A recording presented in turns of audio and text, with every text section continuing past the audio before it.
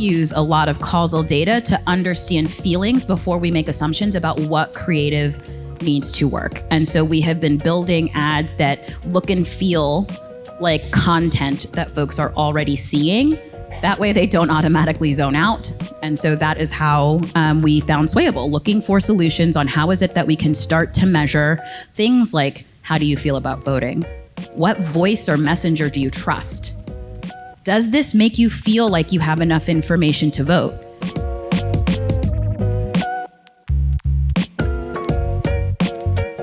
So previously, people were thinking of persuadable voters as people who tended to be white, in the suburbs, you know, the suburban mom trope with the minivan, and like they voted Republican one year and they voted Democrat another year. But now we're starting to understand that persuasion universes are actually wider than that. They are people who are deciding between voting and not, where they are likely to be Democratic or likely to be Republican voters, but whether or not they choose to vote is the deciding factor. Oh, there are Latinos and Black people that we need to persuade to vote Democratic or Republican because those numbers are now over 15%.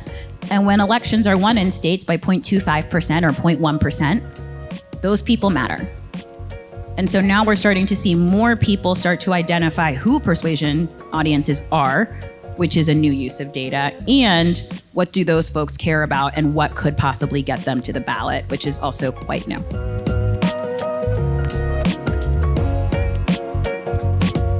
At least for us, we test everything because the assumptions that are held from last cycle don't hold true, whether it be message, whether it be platform performance, whether it be, you know, response to colors, whether it even be aspect ratios of your creative. All of that can make a difference. And like, for instance, with like even aspect ratios, like TikTok just changed their algorithm so that horizontal videos are being displayed more in the For You page than the vertical ones we've all become accustomed to. So there's never a situation in which, at least for what I do, I think that there's no need for data. And I think the beginning question is always an idea. And then it's, okay, how can we measure it?